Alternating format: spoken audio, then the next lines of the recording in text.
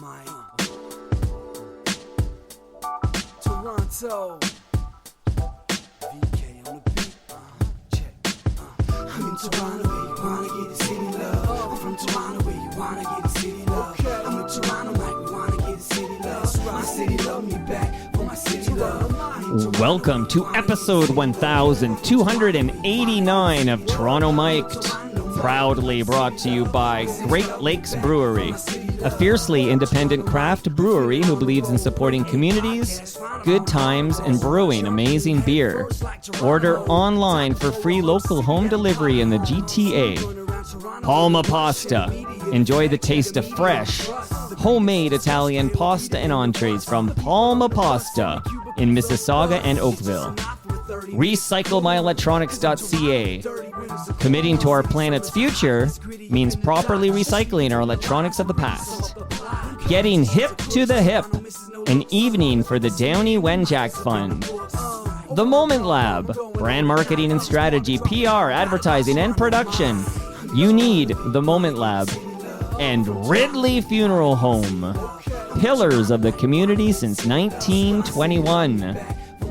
Today, making his Toronto Mic debut, is Simon Head. Woo!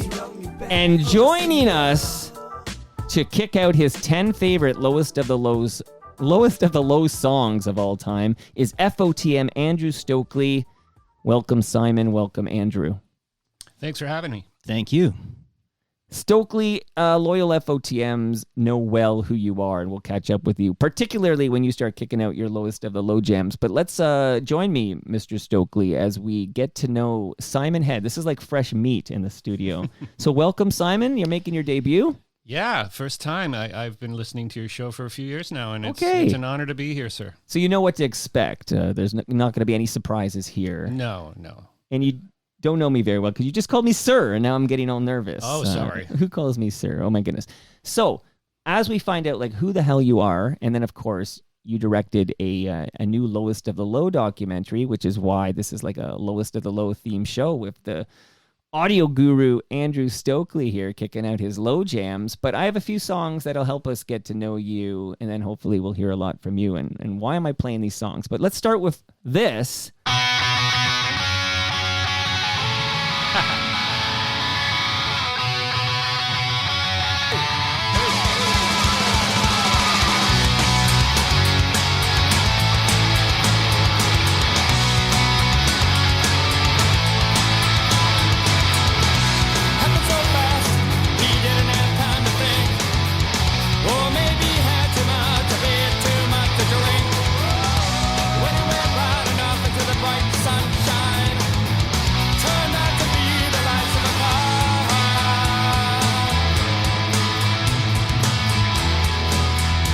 This is my theme song. Simon, tell us what we're listening to here. This is SNFU. I started as their front of house sound guy in the early 90s, well, mid-90s, like 1995. I toured with them. I was their sound guy throughout different parts of their iteration. Actually played keyboards on Bobbit, which is on Fulaba, which is the next record after. Just as a guest. I moved to Vancouver to be in this crew of people for a brief period of time. Just a fantastic group of people who taught me how to tour and taught me how to be a person and how to live in close confinements with other people in a van. Cool punk band. This is, I don't know, Stoakley, do you have your 10 favorite SNFU jams loaded up? Not right now, no. It took me a second. I recognized the intro, but it's been a long time and since this is my theme song. Track. This is Drunk on a Bike. That's sort of how I roll. Enjoy some Great Lakes beer, and then leave the car keys at home and jump on your bike.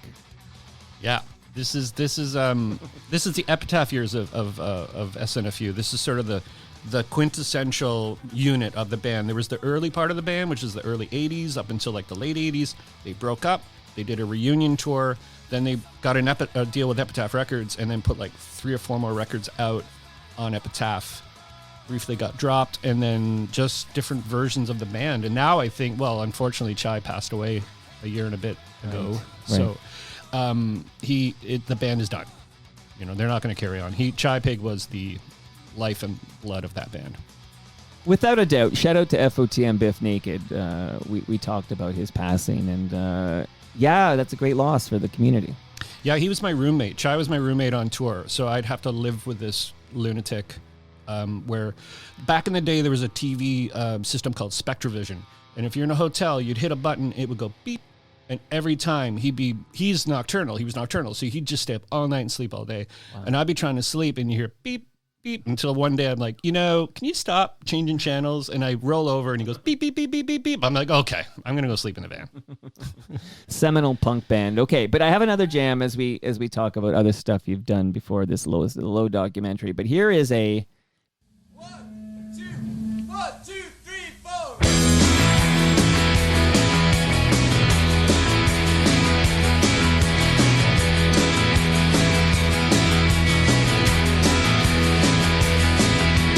Pam says she loves me. I'm lucky, guys like me don't get laid by girls like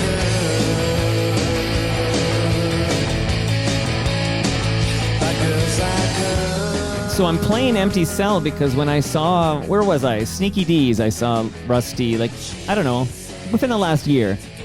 And during Empty Cell, Ken shouted me out, like in the middle of the song. He shouted out Toronto Mike, and it was like a great thrill. But what have you done for FOTM's Rusty? The early 2000s, late 90s, I was also their tour manager / sound person. Did a bunch of Canadian tours with them. I kind of actually, when I left SNFU and started doing less shows with them, I got picked up by Rusty. I don't even know how that happened. I really don't know how the meeting happened, but I know that Scott McCullough used to be in the original versions of the Doughboys. Of course. And I'm kind of friends with John Kastner, who is the Doughboys. Who married Don Draper's wife? Oh, yeah, Jessica Paré. Yeah. That's the fun fact I need to say. That is a very fun fact, and she is the nicest human being you've ever met. Sometimes you meet people that, I don't know, this person's going to be. Okay, I want to meet her. She's the sweetest, nicest person. Yeah, Rusty, great band. They had troubles in that time of their life, and they got through it, and here they are now. And their bass player, John Sutton, used to be in the Weaker Bands. Yes. He is a dear, lifelong friend of mine. I've known him. I was his roommate in Winnipeg when I moved to Winnipeg to join a band. Wow. Okay, this is so many things here. Okay, and Stoakley, anytime you have any questions, you just chime in. You're my co-host right now. I was just going to say, I worked with John a few months ago. He came out and did some stuff with me. Oh, yeah. On he does he A2s. Oh, are you IA? No, but he does stuff for IA. He did stuff for Dome Productions, just some sports stuff. I've seen him more and more every day because I work at Exhibition Place now, and I see him at Coke Coliseum and BMO Field sometimes, and he's the same guy. He's never changed. He'll always be John Sutton to me. Just this lovable weirdo and just a fantastic character in this group of this community we've built. Love it. It's all connected here. Now, much like you two, he's an FOTM. He's been in this basement, so to speak, when Rusty came by. And, he was a sweetheart. Absolutely. Absolute sweetheart. So, just to name check a few other bands. So, it's funny because Stoakley does audio for often when you're watching Blue Jays games on Sportsnet.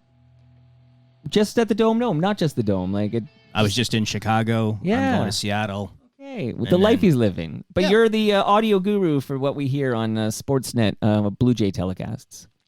16 years now. Yeah. Wow. Okay. So Blue Jays, a lot of people listening, big Blue Jays fans, and then Stoakley's responsible for that audio. Meanwhile, you're working with bands like Rusty. Name check a few others. Treble Charger? Yeah, I was their guy for a while. I think I left Rusty to go to Treble Charger, and from Treble Charger, I went to Sum 41. But did you skip, because I know that... Oh, wait, maybe I did. Yeah, Voivod. Oh, Voivod. Yeah, Voivod was a weird, just one kind of this long tour with a different singer at the time, and it was through a guy named Mark DiPietro sort of hooked me up through James.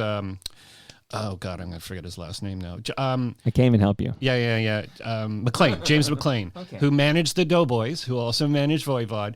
This is how it's all fitting together. Yeah. And I went out on one tour with Voivod, and it was What's a Quebec connection there? That's like a Montreal thing, right? Yeah. And at the time, James still is based in Toronto. That's where they sort of... and James McLean is this sort of staple point in the Toronto punk rock history from the 80s, mid 80s, all the way up until, he played in bands and he books bands, and I haven't talked to him in a while, but he's a sweetheart, good guy.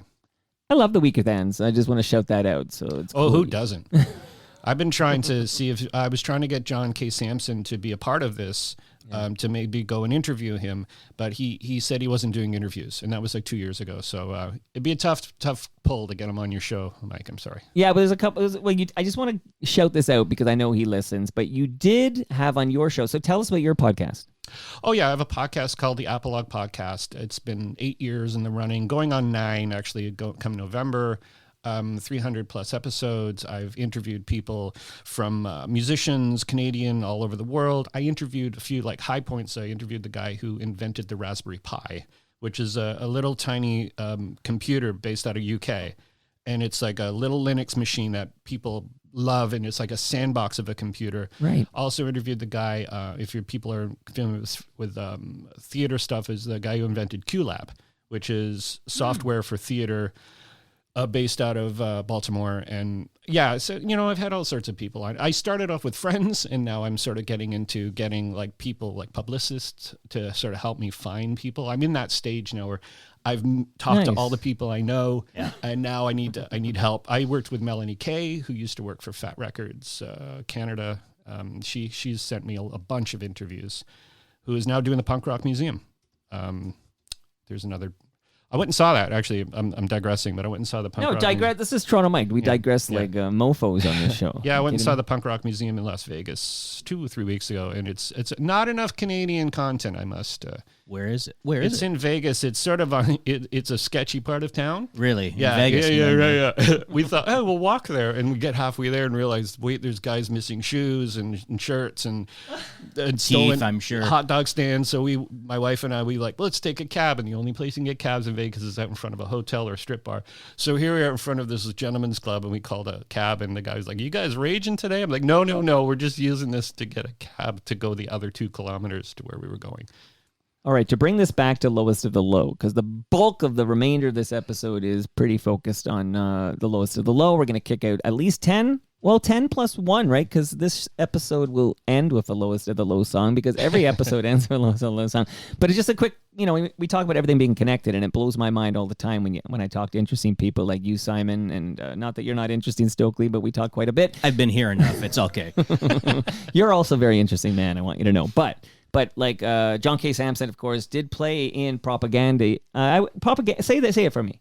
Propaganda. Gandhi, yes, Yeah. I always butcher that. Okay, but that when Ron Hawkins, who's been here several times, Ron Hawkins, not the rompin' late great, but the lowest of the low front man, he has that sticker on his guitar. Like, that's one of his favorite bands of all time.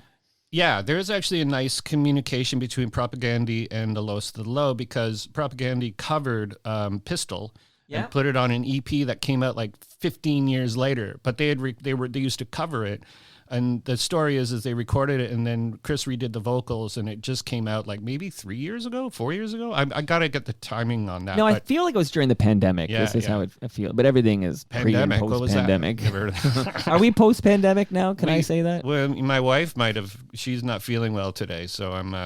Yeah. Well, it's like we'll never be post, It could be flu, the flu. right? So it's like it's going to just evolve and stick around forever and ever and ever, and hopefully your wife recovers quickly. Yeah, So and I first- tested, so I'm good. So to let you know. Okay, good. Now Stoakley's coming back. He left and he's now back. He's like, I don't want to get this thing again. Okay, so let us get to the jams. I'll just let you both know. You both came a long way to be here, different directions, but long drive to get here, and I appreciate you being here, and I don't want you to leave. Simon, it's going to be exciting for you that you're going to leave with a large lasagna from Palma Pasta. It's in my freezer right now.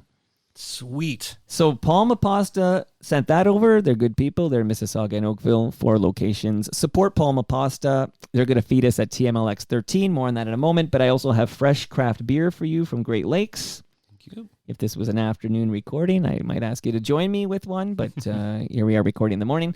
And shout out to Ridley Funeral Home. Stoakley, you always need to see things in the dark when you're working in the guts of the dome, okay? Where are you, in the basement? Is there a basement in that dome? Is that how it works? Yeah, I spent a lot of time by the dumpsters. Ridley Funeral Home sent over flashlights for you guys. Yeah. So they look like EpiPens. Well, they're not Epi. Don't use them as an EpiPen. I was something like, is there something I'm missing that you've added? There's a new sponsor or It's something? an adrenaline shot, Yeah. so you don't need to go to the funeral home. Well, it's not an EpiPen, but I get declare that just in case you're like, I thought it was an EpiPen, and then I get a lawsuit on my hands. It's like, Mike, we could have saved a life with that. So more later. Well, actually, because I'm about to kick out the first jam from Stoakley here, I want to get to the music quicker and faster than usual, but too late for that, I guess. But I mentioned TMLX 13. That's at Great Lakes Brewery on August 31st from 6 to 9 p.m. But the very next day, this is important because you guys are fans of Canadian rock bands. We know that because we're going to be talking about the Low. There's another Canadian rock band you might have heard of called the Tragically Hip. Are you guys familiar with that band? Yeah, they've been around. Good guys.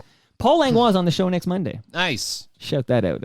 Finally in studio, a member of the Tragically Hip. Okay, Getting Hip to the Hip. An evening for the Downey Wenjack Fund. This is the day after TMLX 13. So this is September 1st, 7:30 p.m. at the Rec Room. Everybody should go to gettinghiptothehip.com and use the promo code FOTM10. You save 10% on your tickets. There's a good hip cover band. There's a live recording of Getting Hip to the Hip. I'm going to be there. That's not a selling feature, but it's just a fact.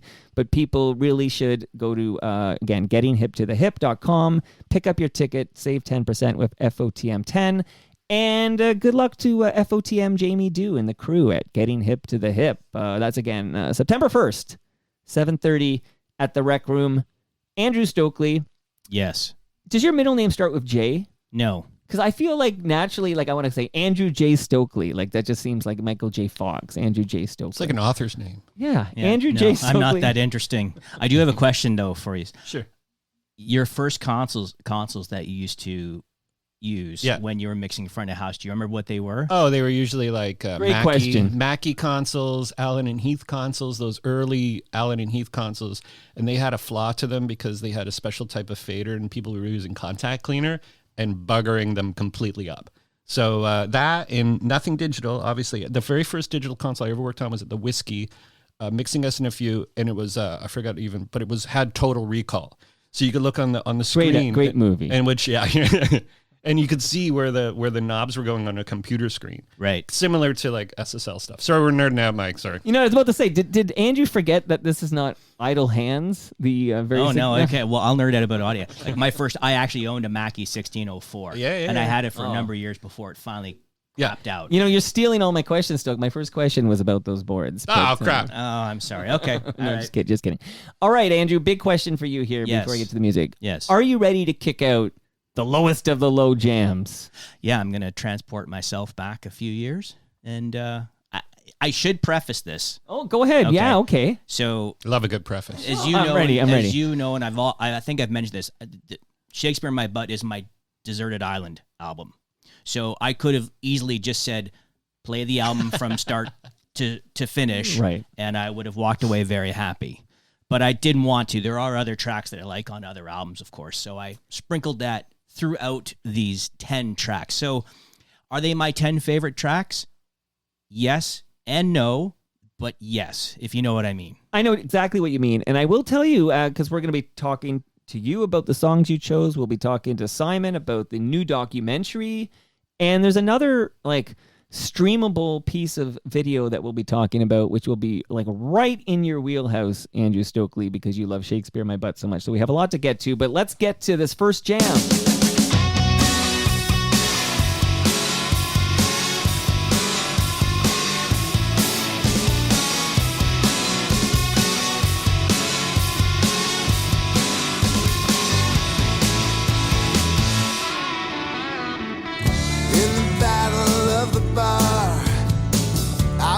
Drunken people's commissar of the best laid plans, held together with rubber bands. A sacrificial barricade where we dismantled every single day with a pair of pliers from a toolbox of saints and lies. When it was easy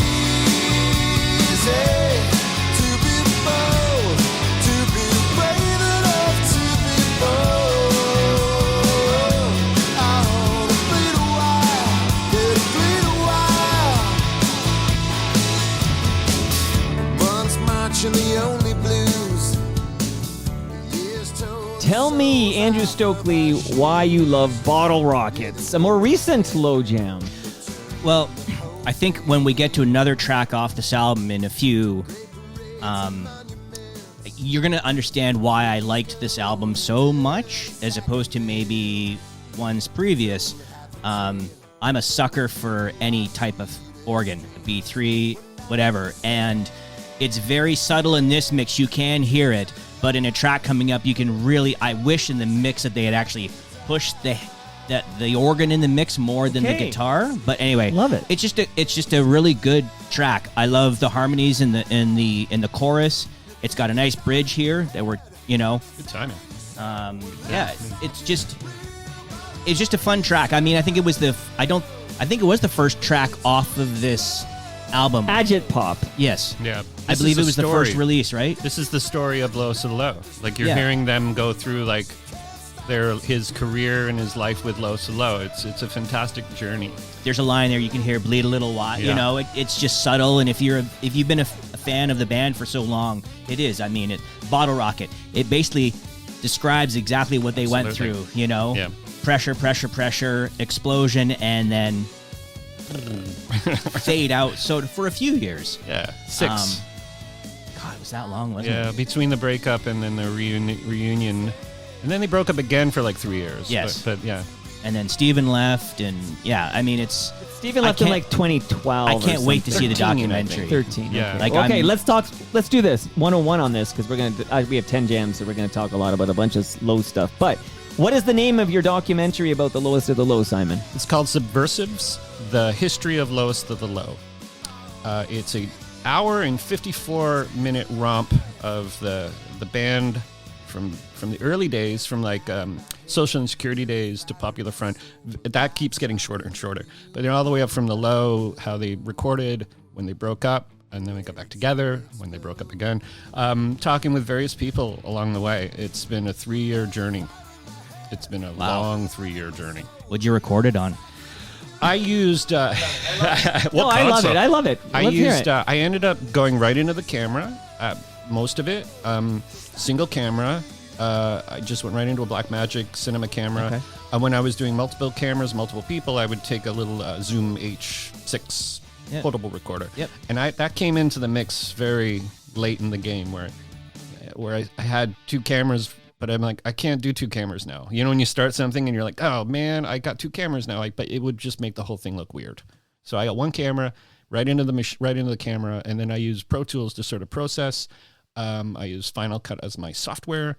And the smartest thing I ever did is got Andy Koyama, who recorded the first album, to mix it in Los Angeles. Wow. So that was like the final form of like, not validation, but this sort of like this, what the hell is going on right now? Wow. How is this art becoming something kind of neat? Well, the big question that everyone's screaming at their iPhones and their Androids right now is like how does a fan of the Lowest of the Low get their eyeballs on this documentary? Like, how do we see this thing? Well, there is a premiere in Toronto at the Rivoli on September 20th, which is at this point about 80% sold. Wow. It'll probably get sold out by the next week or so, and we're like 40 days away from the show.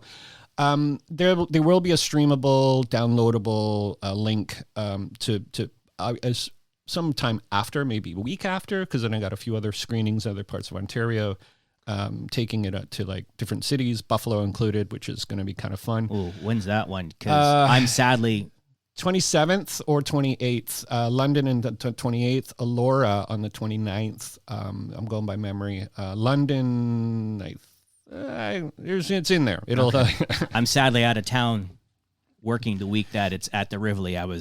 Yeah. No, it definitely be. I did do a pre-release. I guess we'll talk about it, but there was a pre-release of it where I went through Shakespeare My Butt with Steve and Ron and Andy Koyama, and we did like sort of a classic albums version of Shakespeare My Butt, and that came out on a website called Gumroad, So that'll be. And by the way, I've seen this. It's excellent. But during the Rosie and Gray discussion, I kept thinking, why didn't Lawrence mention that podcast that closes every episode of Rosie and Gray? So then I was like, I got sad. But. Yeah, I'll throw that in there. You know, like Star Wars was never closed. Like a pop-up, pop-up video. Boing. Yeah. Then now Fun we're fact, Toronto Mike closes every we're episode dating of ourselves. Rosie It becomes and Gray. pop-up video. Yeah. 20 years from now, you can do the special edition. And reopen, get new Anakin in there. You know. Yeah. Okay, so I have so many questions, but I actually want to get to the next jam because I realize if I do all my questions during the first song, come on. So, and this will get us to that album, and we can talk more about that non-documentary release you just referenced, because this is from Shakespeare My Butt.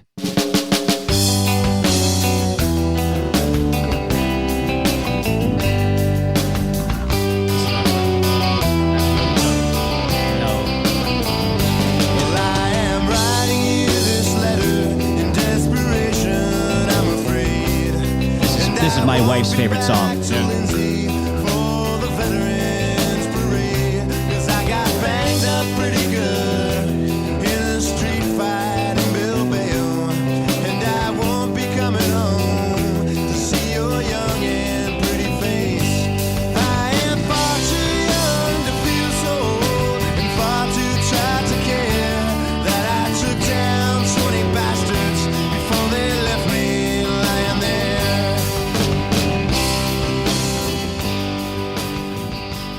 I gotta add that I have the multi-tracks of this from when we went and digitized the 2-inch masters. So I have the master tape of this whole record.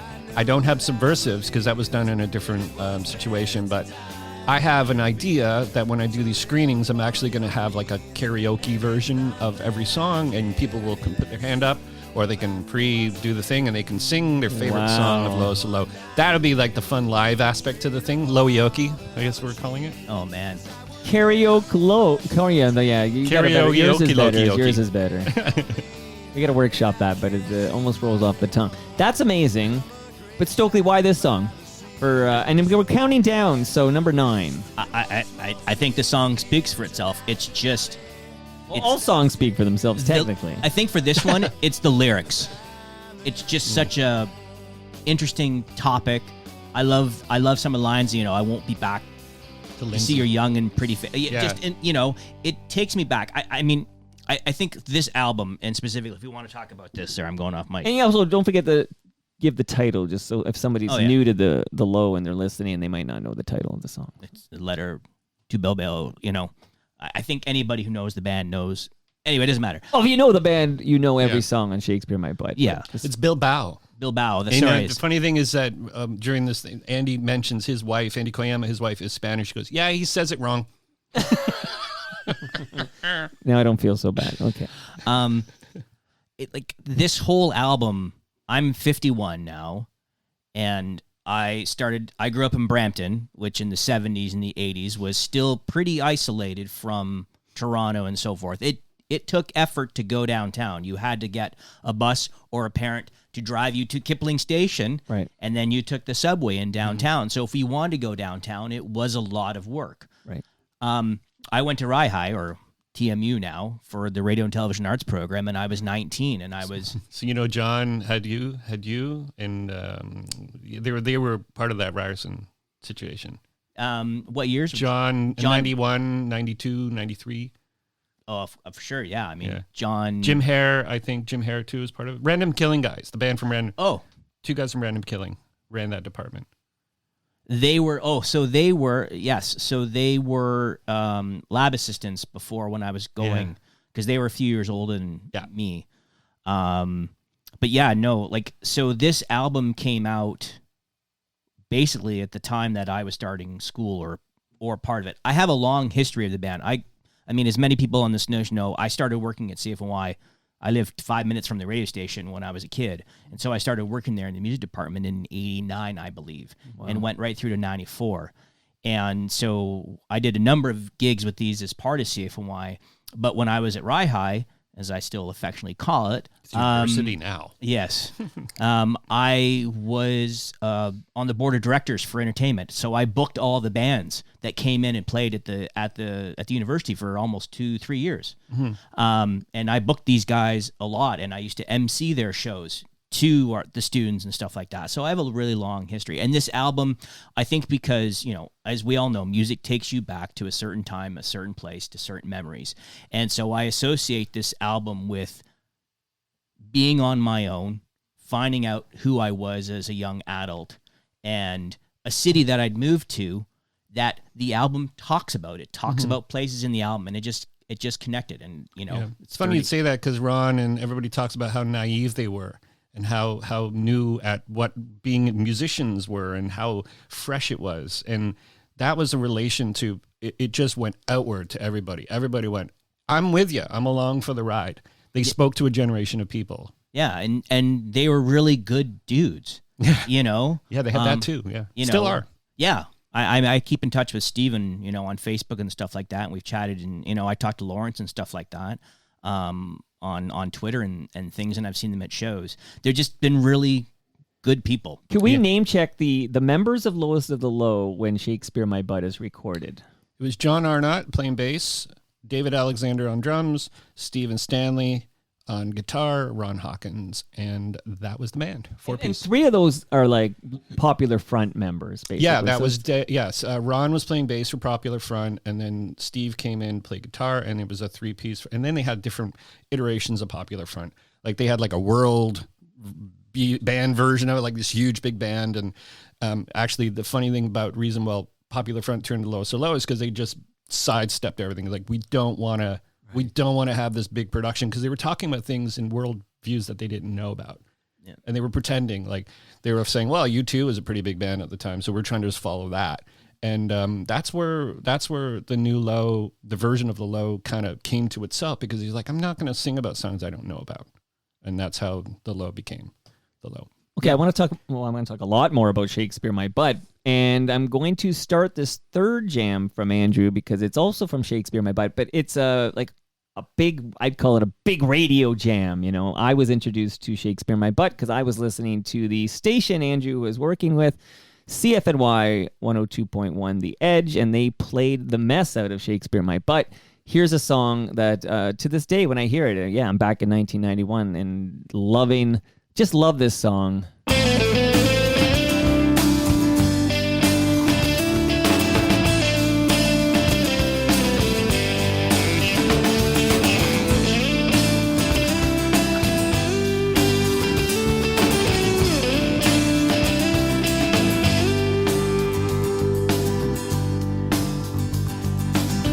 I don't know where I'm going. I don't know where you are tonight. I don't know what I'm blowing, and I ain't feeling all too right. But I'm hanging around. I'm hanging around. You're hanging up the phone again. I'm hanging up this town 'cause I want you in. I need you in. I'm bleeding and I'll need a little while tonight. Yeah. There are parts of this song that I'll need to bring back up later. I'll bring it down for now, but we might be back up because this is just what a epic jam this is. Bleed a little while tonight. I wish I had been able to ask you, maybe was this song, when Ron wrote this, did he have the sing-along portion in his head? Because this song at live shows is the sing-along song. Yeah. I know he had a purpose in the new version of what the Low would become to sort of write music for people, kind of emulate kind of Pogues kind of stuff, kind of like Weddings, Parties, Anything. Like they reference that, and in fact Mick and they cover Rosie and Gray. They do, and that's what Weddings, Parties, Anything. They came to Toronto. There's a nice little communication in this doc where they have this part, or the Weddings, Parties, Everything, at Mick and Squeezebox Wally. They talk about how they brought the music back to Australia and how people thought it was an Australian folk music, right? Right. Anyways, digression. I'm sorry. No, we do that on Toronto. The Ron was writing music at this time where he knew what he wanted. He mentions the thing in the Shakespeare note for note, song for song thing where he's like, we how did we know these things? How did we know? Like, it's like they're like mongrels. They call themselves a mongrel. Like, we're a mongrel of music. And then talking about how they took stuff and made it theirs. And that's how, when you can reinvent music and make music fresh by using old techniques, it's magic. Like, who knows how to do that? Like, Yeah. And he did. And a lot of it was probably like he was going through a breakup, and there was this thing about not necessarily an affair, but there was this one person that he really drew himself to, because she was like this crazy Leninist type, socialist. And Sure. He's a Marxist, and it turns out that type of socialism, they don't get along. So, he basically, he didn't know. Who would know? You know what I mean? I just find, like, anytime this song is played, especially even back years, but even this part here, and I don't mean Yeah. that, but like just a little bit here on the. Damn the circumstance. And my room is spinning, yeah.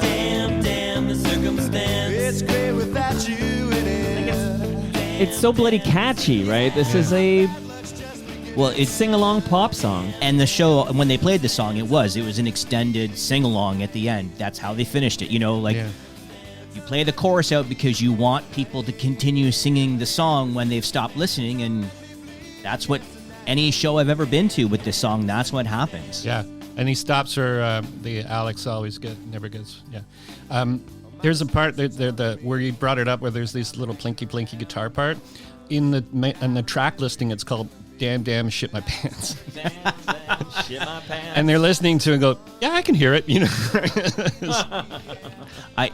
Mike, can I ask a question? Oh my God, yeah. Okay. Where did you pick? Is this the 25th anniversary that you brought these from, or is this the original? Can't remember. Okay.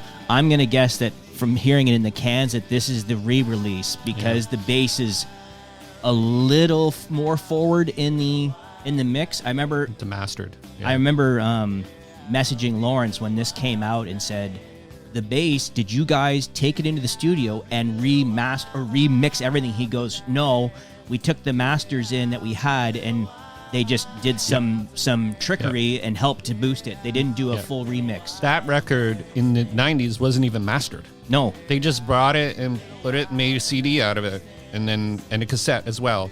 And that's how they... And the fun fact, if I'm correct here, I believe I am, but the yellow tape from Bare Naked Ladies was from Page Productions, right? Stephen Publications. Thank you. And so was Shakespeare My Butt. Yeah, right? yeah. And actually, Shakespeare held that record of most Canadian independent records sold until the yellow tape kind of kicked him off of it.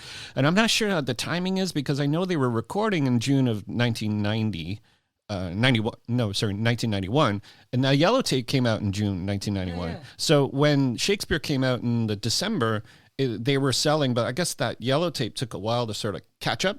Right. I don't know. And then we all saw, on Speaker's Corner, we all saw Yoko Ono, and that was it. But it's funny that Andrew's at CFNY at this time, because those are kind of the two albums, like if I look back now at like 1991, a year where that was the only station I really listened to that year in Toronto here.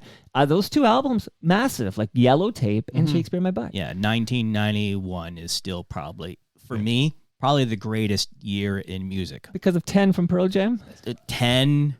yeah, I mean, it's a fantastic... Never mind. Never mind. Wasn't Woodface by Crowded House put out in 1991? You know what? That's a fantastic... I worked at Music World, at Shoppers World in Brampton, and that track, I could probably... Chocolate Cake? Chocolate Cake. I was just going to say, I can hear that might have been 1990. I can hear the snare drum. Just the... it was such tight compression on it. I once did an episode of Toronto Mike with several FOTMs going to bat for what calendar year had the best album releases, okay? Which is obviously very subjective and really an impossible task. But I went to bat for 1991, and I brought my list of albums released in 1991. And I'm like, and I just ran down the list, and it is something else. These seminal albums that came out in 1991. What you should say is the ones that didn't come out, like the Harem Scarums, the Honeymoon Suites. Those ones didn't come out, right? So there was definitely, like, through the release of Nevermind and this whole push of the indie world and how it sort of became the record industry. Right. It's an amazing story about how the majors got out of the way. Yeah, and I mean, that era was the true... I think maybe 89, we really started to see a true Canadian band and music system. Yep. 89 through to say 94, 95. I mean, that was the glory years. Well, shout out to Michael Barclay. He wrote the book on it, right? Yeah, I am on my podcast. He's a fantastic guy. He's great. He's been over. He's great. Anyway, I mean, that Never whole was era. the same. I want to get the name right. Maybe I'll Google it to get it He right. also did a book on Slow, Not- the band Slow. That's what I picked up on. I forgot what it was called too. Sorry, Michael. No, that's okay. Well, he also did a book on the Tragically Hip, That's right? right, yeah. The Never Ending Present. But I think nothing was the same. It'll come to me. Jason Schneider, also good FOTM, helped him out with that book too. And it was it's all about this era in Canadian rock and yeah, amazing. It's kind of where CanCon sort of didn't need to be as important as it was before. Yeah. You know, it seemed like the 80s were sort of like the woodshedding years for bands to sort of get on their feet. 1990s hit, and it was like seemed like CanCon was like, we don't need it anymore. I mean, we got it, but we you know, obviously to keep our culture and our musical culture specifically solid, we do need that type of support. Oh, and because I don't want to let this go too long of me butchering that name of that book, which is excellent. Have Not Been the Same. That's right. The Can Rock Renaissance, 1985 to 1995. Wow, that's a good Wow, read. they go right. Well, I guess they had Bryan Adams, and I guess it depends on what they would classify as. I mean, Yeah. Bryan Adams Well, is Bryan okay, Adams. the big album, the big. Now I'm the wiki to steal this, but it's Blue Rodeo, The Tragically Hip, Sloan, Daniel Lanois, and it goes on about Network Records, and it's fantastic. But yeah, you mentioned Slow, have not been the same. I always forget that title, but that is a single by Slow, Is not it? Yeah. Sloan, Slow. Slow, yeah. The Vancouver. And then band. who eventually turned into Copyright. Right. Yeah. Right. And somebody passed away from there too recently. Oh, I Also. forget. Yeah. Yeah, which we Not Tom. yeah, well, we'll revisit that. I'll get to check that. another jam and we'll revisit that because we don't want to get that wrong. Shout out to Ridley Funeral Home. Okay, let's get to the fourth lowest of the low song. Again, I got lots more to talk about lowest of the low, but I gotta spread it out over 10 great songs. Here we go. Oh, it's a live version.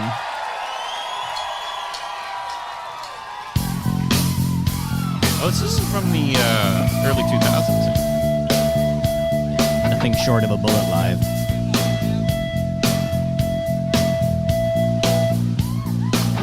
Live at the Ralph. Ziggy passed away. Shout out to Ziggy. He was also in, what was he? He was in that Econoline Crash. Thing, too. Was he?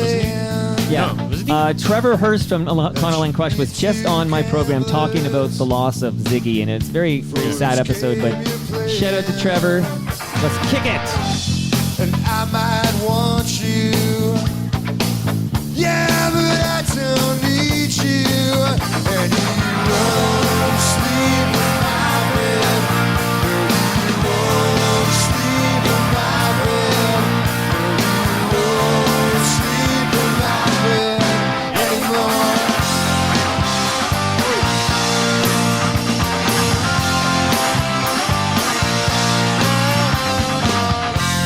It seemed like a dead end. Yeah, even when I was 7, to sing for this country with your heads up to heaven. 'Cause God was dead then. Yeah, and he's never been back again. And I don't think about it. No, I don't think about it.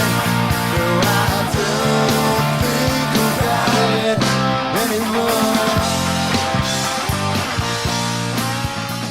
Shout out to Peter Gross. This song is called Gamble. Also to John Arnott for mixing this. He mixed this. Yeah. Before he left. Before he was, Well, before he left. yeah, sure, let's go with that. We'll go with that. Yeah, no, he mixed this record, and it's like, I was listening to the headphones, I'm like, my God, that room tone is fantastic on this record.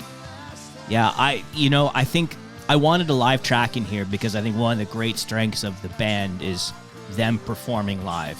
Yeah. And, through all their iterations, from when it was just a 4-piece to when Lawrence came in, and then obviously the current lineup now. They're just... When does Lawrence come in?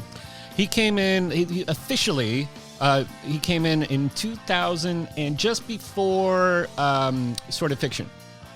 Just before that. So that would have been 2001-ish, 2-ish? Because he was with him with the Rusty Nails and Do Good Assassins. Right. But he's a sweet, I just want to say, Lawrence, I know you're listening, a sweetheart, always accommodating whenever I want. Because we played Bleed a Little While tonight last, which I was going to point out also references Bathurst Street. And I remember as a teenager loving the fact that I'm listening to a song, I love this song, and there's Bathurst Street. I know Bathurst Street. Like, this is exciting, right? Can you imagine an Australian band singing that? Like, talking about streetcars and Bathurst Street? And we're like, yeah, of course it's an Australian folk song. Of course it is. And we're not kicking out The Only, spoiler alert, but, like The Only, I can go to The Only tonight. I know where The Only is, you know? It's our CBGBs. That's what Ron calls it. Okay. Yeah.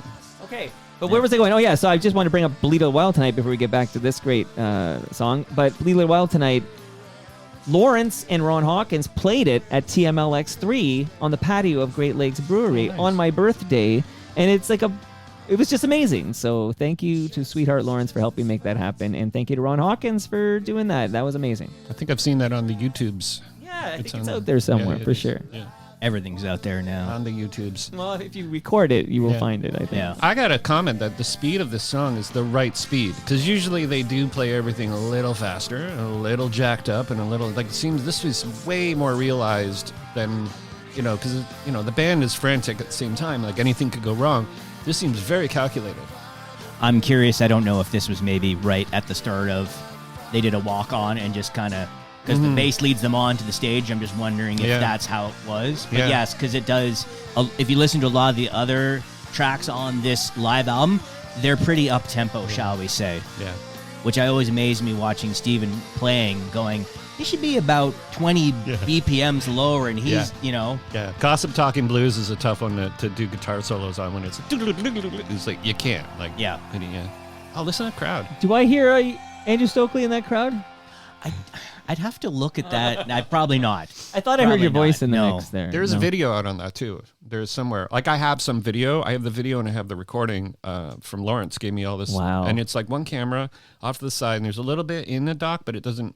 When things look kind of crappy back in the day, it's sort of like, it looks adorable, but it just looks really bad. Like, really bad. That was the charm, though. Yeah, right. 240. Woo, P. Yeah. All right, Gamble. So I need to. So every Wednesday night, my daughter's. Okay, so every Wednesday night, I'm at High Park. I'm also at High Park Tuesday nights, but for my son's soccer, I'm at High Park, and Hayden Desser. Hayden's son is on my son's soccer team, and we hang out for like an hour every Wednesday, and it's very cool. But, there's a story that gets told in Toronto Mike quite a bit about the song Take, which was submitted for the Discovery to Disc contest in 1991. This was the CFNY contest where you get $100,000 for winning this thing, which is real money in 1991 for like a band. Anyway, and Hayden didn't want to sing Take, and he got Noah Mintz to do it, and there's this whole great little story there. But Gamble was submitted. Yep. Gamble, which we just listened to, and the producer, and he's in the Toronto Mike calendar, meaning he's going to make his Toronto Mike debut this very month, just like you, Simon. Hey. Bob Wiseman. Oh, yeah. Produced Gamble for that Discovery to Disc. I've already had him on my podcast. You know what? I'm going to just point you out. So I feel now like we're rival podcasts. We got to go at it. But you did have a guest on who told me no, and it's like right now it's irking me. I'm going to bring down your mic. Want your lasagna back? My passive aggressive response is to just lower you in the mix here. But Elliot Lefko, whose brother is an FOTM. Yeah, also a good friend of Peter Gross, who I just shouted out because it was called Gamble, which is an inside joke for all the FOTMs listening. But Elliot Lefko, who was very nice in he said he loves the show and he gave it 5 stars on Apple Podcasts. But he didn't want to come on and talk, but he came on and talked to you. That's right. So if you want to bug me, you can just remind me of that. Elliot will talk to you, but not me. He's also in the doc, actually. Because he's not in my doc. He's responsible for basically putting the band back together for that shows. Trust me, at Massey Hall. At Massey Hall. No, this is like the reunion of the amphitheater, Lee's Palace, which actually this Gamble is tying back into Gamble. The recordings are from the reunion shows. Yeah, and then I think they did Kerosene and a new song at the same time. They did a Bad Religion song, and then they did a new song, Taxi. What's it called? New Westminster Taxi Squad is on that record, isn't it? And if people want that live record, it's a 2-disc banger. Because Gamble, that live record's called "Shot of a Bullet," right? Nothing short. Nothing short. Okay. I got to get my glasses on over here. Okay, let's get to the next jam because it's a more recent jam. I actually have the magnet on the side of my fridge for this. So that's how recent it was because it's in the era when the guys would drop by my home. So it tells you you're in the modern days here. But let's kick out another one.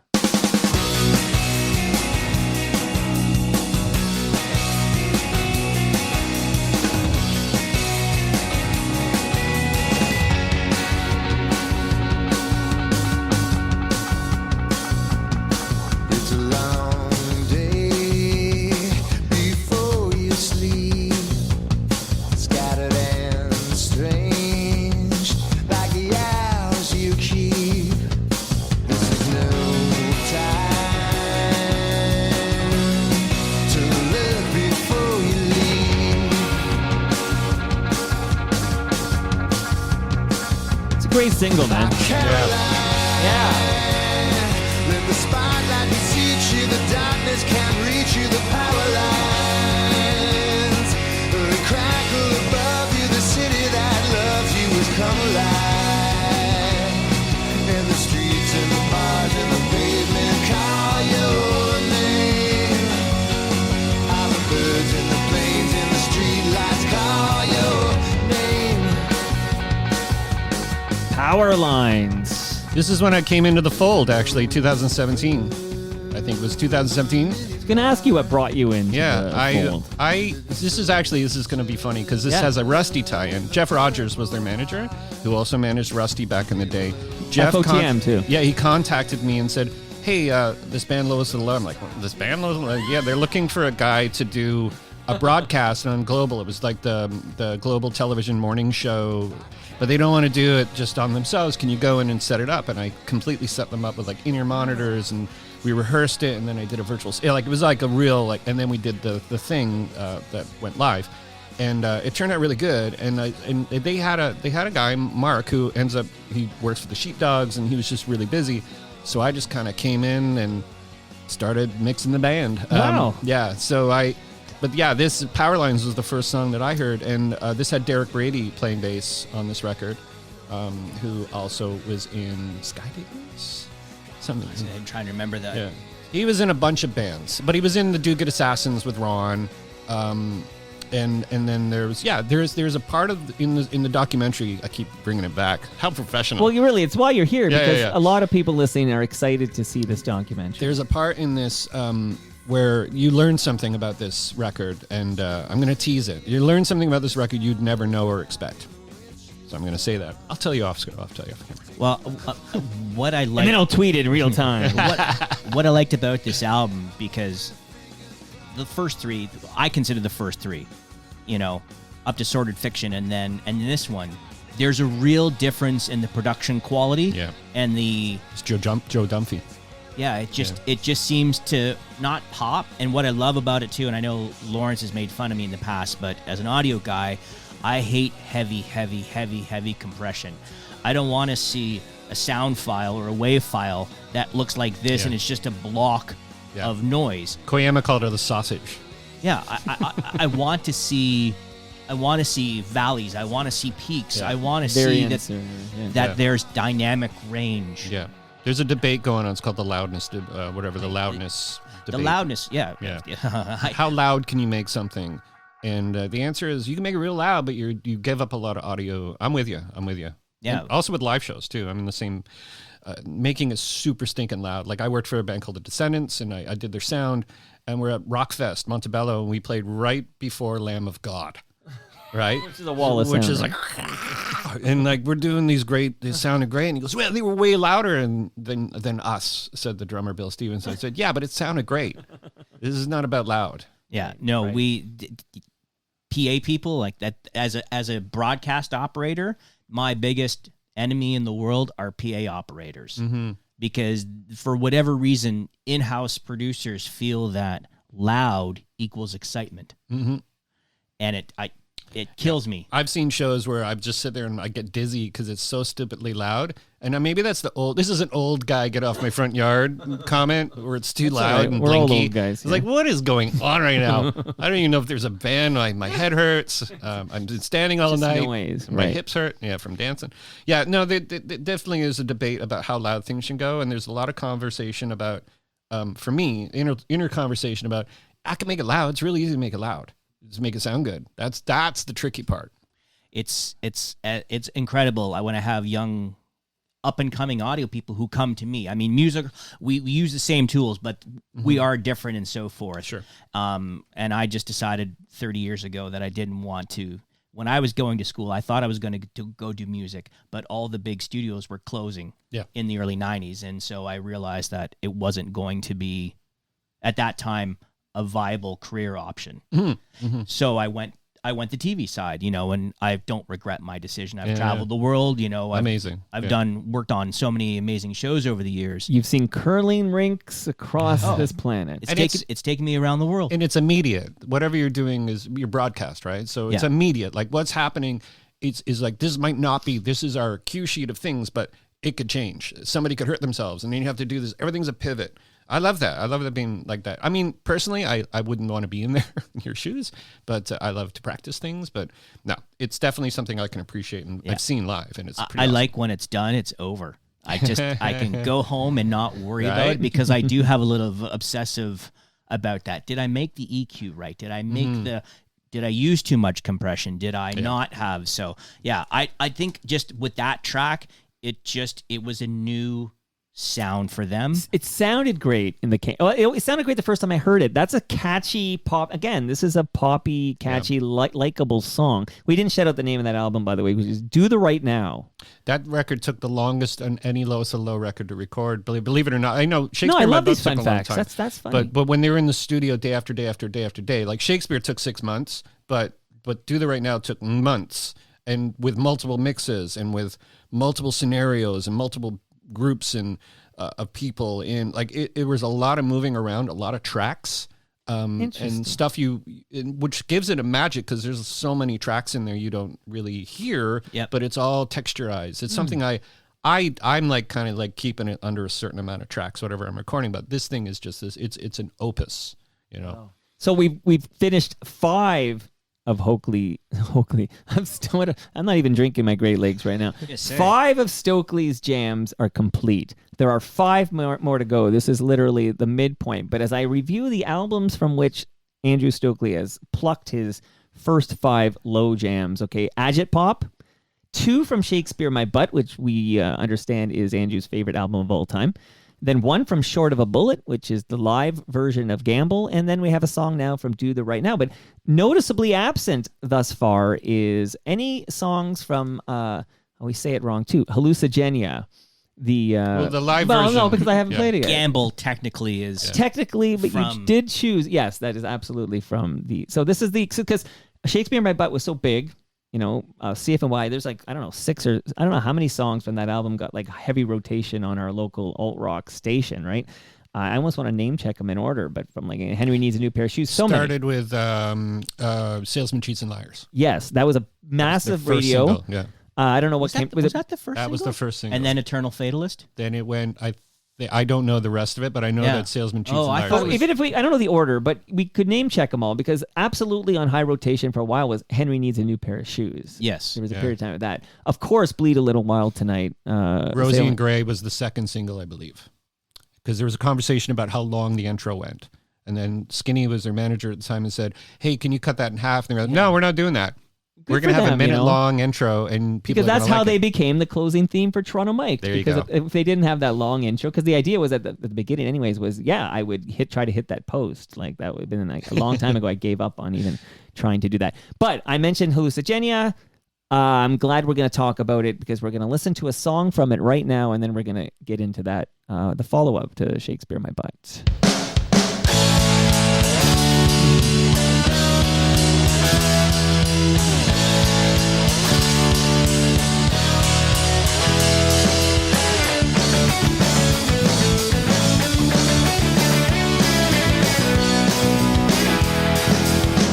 Synaptic gaps inside my brain.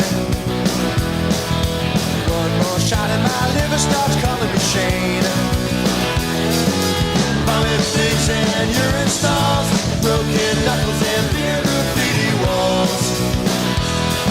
And if I trashed all my beliefs and plans, yeah, you could be my woman and I could be your man. Combat boots and overalls, anarchy, love, and beer graffiti walls. Hands and walls and bathroom stalls, a potent combination. The beer is cheap, the talk is too, a dead-end situation. Hanging out, talking Tom Stoppard and travesties. Great Lakes Beer Graffiti Walls. There's some. This song is based on Sneaky D's basement. This is the story I heard, is that they go down, look on the basement bathroom walls of Sneaky D's, and that's what you see is all whatever he's telling you about is what's happening. One thing I got to comment about the time signature play in this song is pretty amazing. Like, because it's like We're getting there. You know what I mean? So like, I love groups because that can kind of alter their music around it. Time signature doesn't matter. Elvis Costello did it on his last record where you're listening to it and he goes, I'm going to get there. But he adds beats and he takes away beats. And this is what this does until you get the message out. Where the message is there is that it's vocal driven and we're going to make the music fold around the vocals. And that's my observation on. Well, I love that it's about Sneaky D's. I have more fun facts, but I'm going to pass the mic to Andrew Stoakley. And obviously, it's not called Great Lakes Beer Graffiti Walls. It's called Beer Graffiti Walls. Why this jam? Basically, right. It's the history of the city's greatest nachos and tomato sauce, whatever. What was it called? The El Matador. That steak they have is. Yeah, I can't even really call it salsa. I mean, it was just basically, I think, ketchup with some onion in it. But you know, secret recipe. Anybody revealed. who's ever lived in this, who hasn't been to Sneaky. Yeah, and this is original location, Sneaky D's. This is which is named Sneaky D's because Honest Ed's was there. So Honest Ed, Sneaky D. Well, I mean, you'd be sitting on the bottom floor and there'd be something going on upstairs, and you could watch the floor move, thinking, "Is this tonight where it's going to collapse?" Yeah. It would, you know. I have a story, a very quick story about SNFU story where we just did the Warped Tour. First time Warped Tour came through Toronto, and we went to Sneaky D's, but you can swear. You get rid of it. So we all took mushrooms at one side of Toronto and walked all the way over to Sneaky D's, and we're upstairs at Sneaky D's, and we started throwing empty pitchers at each other, and we were up where the stage was, and we're up there, and we're all like, everything starts getting out of control, and I'm leaving. This guy's got me by the lapels. He's going to kick the shit out of me, and I'm like super high on mushrooms, and we got out of there. And it's in their book, in their biography. There's a book written by Chris Walter where that night is explained almost minute by minute. And the funny observation, we all had like knee injuries and scrapes on our legs from wiping out because we were like, it was a crazy night. But that was my Sneaky D's experience. But played there many, many times. It's such a fantastic, amazing place. Is it still open? I don't know. I don't live in the city they just knew. I just saw Rusty there. Like I think I mentioned it earlier. Upstairs? In the show. It's moved. Oh, okay. Where's Queen? I can't remember where. But quick Art Bergman shout out because Art Bergman also an FOTM and Art. And again, the guys have told the story many times. Art was kicked off a tour bus, and then Lois the Low were driving by, and they saw Art hitchhiking, and they wrote "Life Imitates Art." Yep. Also in the dock is Art Bergman for a hot minute, talking Amazing. about art. And also, I mentioned earlier, Never Being This. I can never get that name right. The book by Michael Barclay, which was Jason Schneider helped write it, and Jason Schneider just wrote a great biography on Art Bergman, which I highly recommend. There's a documentary being trying to be financed right now about art. Okay. Yeah. Can we talk about the quick? So you got the Low documentary, which I'm excited to see. Yep. Meanwhile, Michael Williams is coming over to hype a Much Music documentary. Sweet. That's coming out. And of course, much documented on this program, and Stoakley's been probably following this progress, but from Alan Cross and Robbie J, etc., is that there's a CFNY documentary like being edited as we speak. Like this thing's been. Yeah, he told me about that 2.5 years ago. He's also in the Lois Low documentary as Alan Cross. So we talked about. Yeah, so he had a health scare yesterday, and I can share it because it was on. He published this on the web, so this is not me telling you stories at school. But he had dog died when he was in like Singapore, and he came home to mourn the loss of his beloved pet. And meanwhile, he's got this great pain. This is Alan Cross I'm talking about. And he's got some great pains. He thinks it's a sporting injury. But it turns out he was very close to like completely kidney failure. Like, he's fine now, Alan Cross. But it was like if he hadn't come back home because his dog passed away, he might have missed that window to make this okay.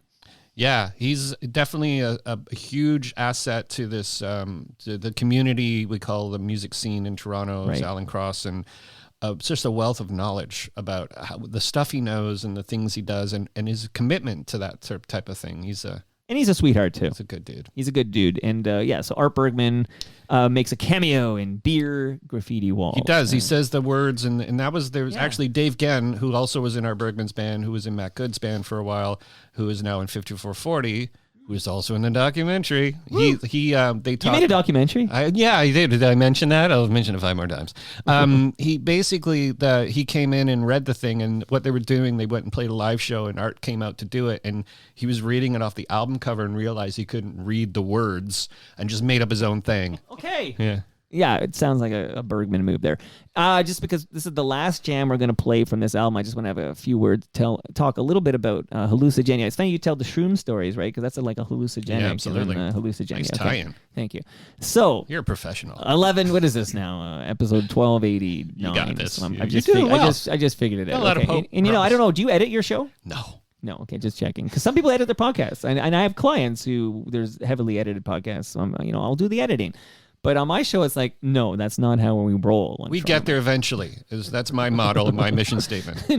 If you went, who did I tell you I did that? I was telling you earlier, Vernon Reed. I Zoomed with him, and he had a package delivery, and I'm like, I still didn't edit the damn thing. I just shouted out some sponsors while he went to the door. Okay, I had one that was 13 minutes long because the band's like, "Hey, we got a load-in happening." I'm like, "Really?" So it was a 13-minute long episode. Hey, there you that's go. all right. They can't all be 90 minutes. You're welcome. Specials. Okay. So this album, I feel like because Shakespeare My Butt was so big and so popular that there was sort of I won't know. I mean, the guys are listening, but there was a bit of a letdown, amongst some of us with Hallucigenia, that it didn't quite sound like Shakespeare My Butt. Like it just wasn't as crowd pleasing.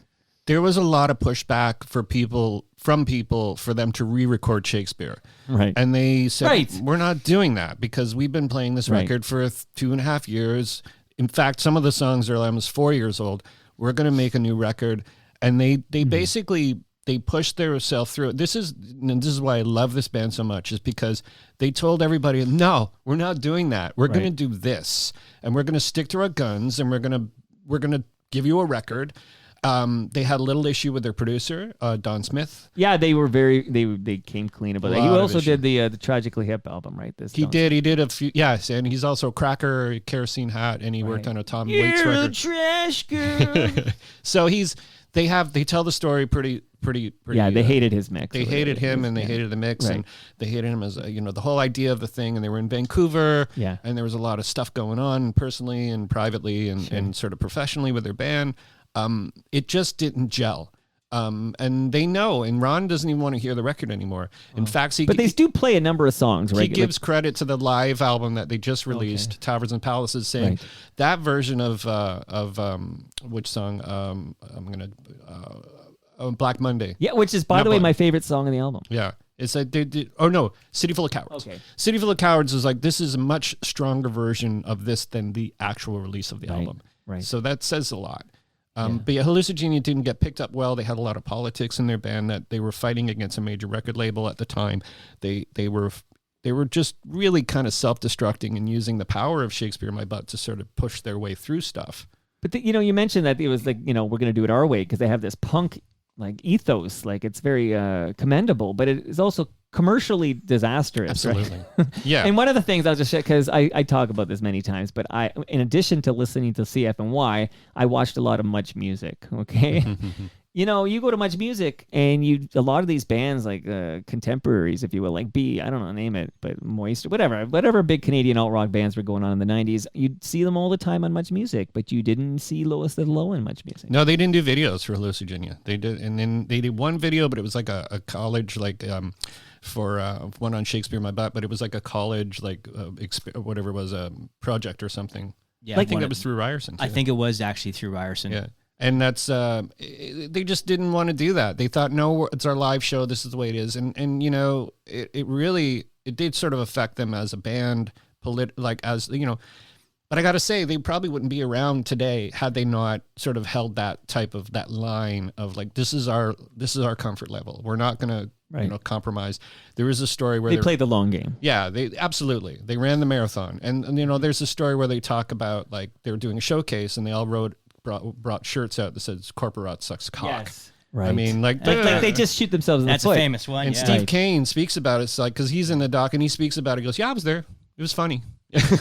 You know what I mean? Like, where was he? Had Brooks left by then? Brooks, I think he was still with them at that point. John Brooks. Yeah. He was still. I think he worked for them up until like 90. Yeah, up just before they broke up, I think. Okay. Yeah. Yeah, he was always wonderful to work with. He's a good dude. I worked with him down at the amphitheater. He was the crew chief down there when I was down there 20 something years ago. Yeah. I used to see him. I used to direct some of the video screens there for some of the shows way back in the day. And you know what, Mike? John Brooks, he's in the doc. Did you know that? I'm going to watch your doc. I would hope. I'm going to give it a thorough review on Toronto Mike when I see it. I can't wait to see it. Yeah. Stokely teased earlier that he was going to kick out another song from Agit Pop. And what were we listening for here just before I kick it? You're listening for the organ. The organ. Yeah, okay. In the mix. All right, here we go. There it is.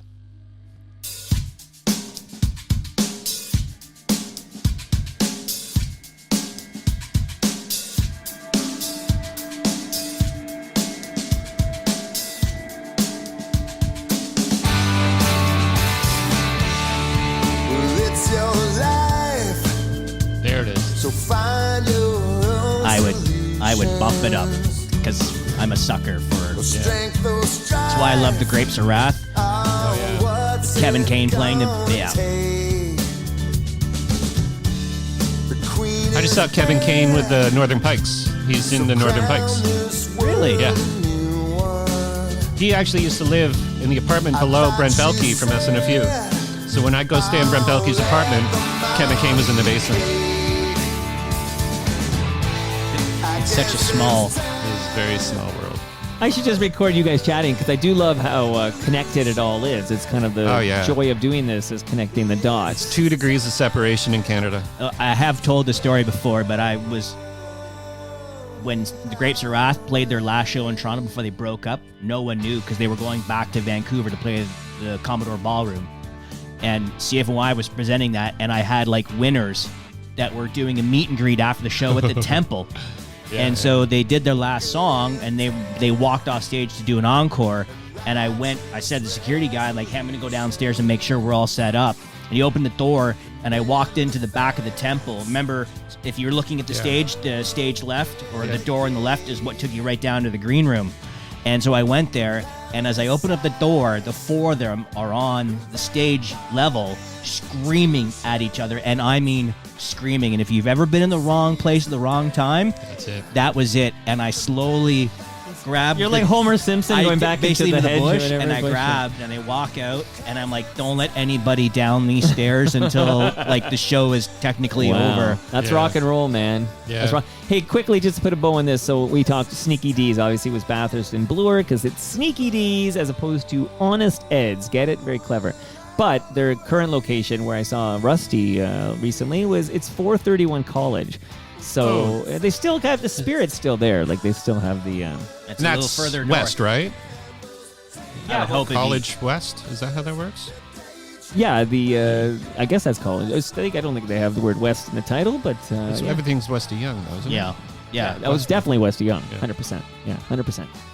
Anyway, this song, it wasn't, not many singles are released off an album that's track 12. Yeah. It's a great chorus. The lyrics on it, I just love how Ron just delivers his message. But for me, like I said, I'm a sucker for. I would have probably, if I was mixing it, I probably would have changed it, brought the guitars down, and in certain areas brought that organ up into the mix. This whole record is a direct message to the people, our brothers and sisters to the south of us, and the political situation that was happening at the time. Ron actually talks a little bit about like, hey, that my next vote's with a brick. Love that line. A lot of people like in the band were like, don't say that. You can't say that. That's mean and horrible and might incite some danger. And Ron's like, how important do you think we are in all of this? That's Ron, typical answer. But yeah, definitely very, I don't want to talk about the orange-faced monster that was down there, but I think a lot of that is speaking against, and David Bottrell, who produced it, one of the greatest, producers, and he kind of gets out of the way and lets the band do the thing, but he directs that band. He directed that band in a fashion that was like, it's just such a great record. Where did they record that? I know I've read the liner notes. Union, I think it was. Was it Union Sound? Yeah, Union Sound, yeah. And then I think was Union, all the studios are in the East End, but yes. I think, yeah. So I think it was it on Logan?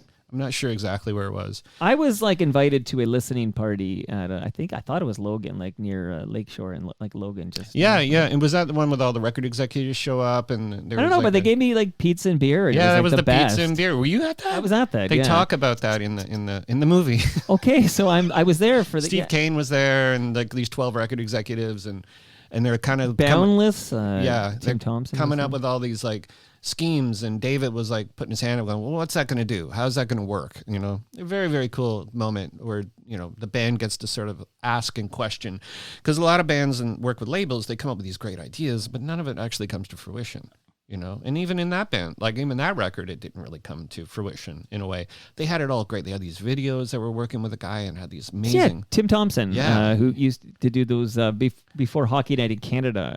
You would see these montages to great music, and that was his work. And it was such a like, this band always seems to get the timing a little off and a little askew. It seemed like everything was like lining up perfectly, but it wasn't. Same thing, it wasn't in the stars. You know what I mean? Like. But really, honestly, if they became Bon Jovi big, is that going to be, you know what I mean? Is that important to us? I don't know if they'd like it. No. Well, they didn't. They were getting that way with, Hallucigenia and into going in from out of Shakespeare. That's definitely, we'll get back to Hallucigenia. But that was sort of a definitely revolt to the people that were at their shows. Backwards, baseball cap wearing, jocks, drinking beer in the mosh pit. Well, that's the Tragically Hip crowd, right? Yeah. And it's not the fans it's not the band That's I the Sloan. hate. It's their fans. Yeah, coax me. Yeah, there's definitely like a thing with them where but then they mentioned this thing in this hour-long thing I did about, well, had we not had these people, we need to know there's our limit and our guideline of where we want to put ourselves as artists and musicians, They're in I think they're in a sweet spot where they can, they sell out Lee's Palace or Horseshoe Tavern or maybe even Danforth Music Hall. But like that's sort of your October 6th. Okay, they're gonna play there October 6th. It is. All right, let's get back to Shakespeare My Butt. Feel like we've been away from Shakespeare My Butt for too long here. And this is a jam that Lawrence and Ron played in this very basement. They played this song, and there's an episode of Toronto Mike where you can hear it. But let's kick it.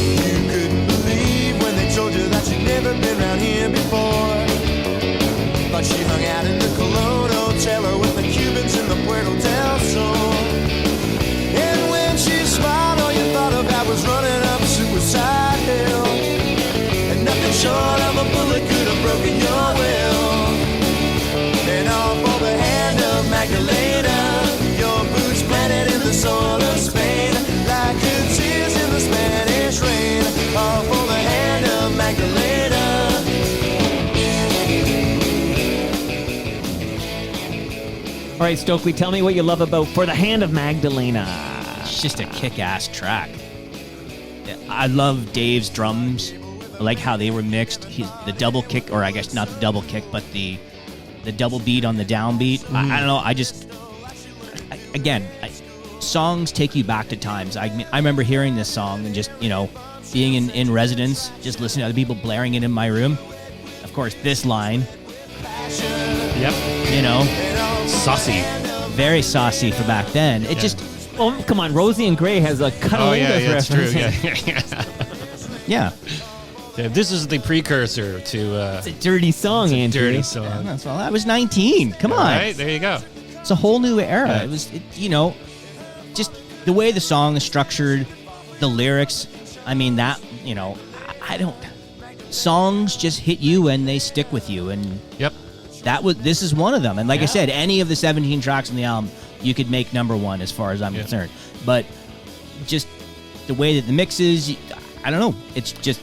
Yeah. There's a fun fact about the recording of this album is that the drums were recorded in one day. All of them. But not only just... Some of them were recorded twice because there was a problem in the recording session where one of the mics stopped working. So 6 songs they had to re-record. So they ended up recording 22 songs in one day. for this record. Everything else went to Andy Koyama's studio where he worked at called Filmhouse, and he finished it there in a Foley booth, basically. The drumming on this was done in this warehouse in the back where they stored like all the Triumphs, like big set pieces. Oh wow! It's now called Studio 4, like because they built a studio in that place. Okay. But I was there a week before this album was recorded. I was there with another band called Yet Another Posse, and we recorded like a heavy metal drum kit in that room. And you hear those. That's a warehouse. Those room tones are from this warehouse, and there's not just 2 room mics, but there's 3. And because I've been there, I know where the third one is, because it's like, you look at the track sheet, it's like, I can't make sense of this. Right. But I know, because I was there like a week before, how the guy is the same engineer that recorded this record. So, yeah, big warehouse. So a kick far and then like a really far? Or? They have, for their room mics, there's one behind the kit and then one at like 20 feet on each side of the drum kit, catching the room. And then their overheads were actually quite far away as well. But the tom sounds, because he was playing with a 5, we're getting really super nerdy now. The drum kit was a 5-piece at the time, so there's more drums than he has now, but the same drum kit he still plays on today. Really? The exact same drum kit, just short one drum, yeah. So he takes one tom off, he just So goes it's with just a 4-piece drum. 4-piece? Yeah. Yeah, it sounds live. It doesn't sound tight, because I mean, that was the idea. They weren't going to try to make they tried to make that record like it's a live show. So it starts and it finishes at the end, like you'd go see a live show. Yeah, because I mean, drum sounds was pretty bad in the mid '80s to the late '80s. Yeah, you know, that really tight electronic sound. It just, everything was like just a closed fist. It was like and some of them were electronic sounding. Yeah, Yeah, he's probably listening to like a lot of Pixies at the time, which was like Steve Albini and that kind of sound, where Big Black, all these other bands that sort of were around that were just these huge big room tones. Yeah. I'm a big fan of that. Like, I actually did a mix of Letter from Bilbao with a kick, a snare, and 2 rooms, and I called it the Bonham Mixed, and it's just this fantastic, because it's like super nice big rooms. Yeah. And I should say, like, my type of music that I really enjoy as friends who are in bands and who've become friends with bands is, I want to hear like a polished piece of music anybody can put together, put it through Pro Tools and make it sound good. But I love hearing bands do their music live to what they actually really want, because a lot of the times when you're writing and recording, the finished piece sometimes might not be exactly what you want, because the producer, the record label, they'll be like, no, we need to make it a little more polished. I want to hear that dirty noise. I want an album to sound like, we got into the studio and recorded and then just sent it off. Yep. Yeah, and the Low kind of started that idea with the Bare Naked Ladies and sort of said, well, this is what it is. This is our music. Listen to some Beatles albums. If the record wasn't so well written, you'd think this sounds like a hunk of crap, because a lot of the times, and they're recording in Abbey Road, so you think it's all about the song and the structure and the intention of where you're going to try to deliver this, and it all transfers right across wherever you're listening to it into your ears, and you go, I can associate myself with this. Yep, 100%. Yeah. All right, let's get to Andrew's penultimate lowest of the low jam. Spoiler alert, it's also from Shakespeare My Butt.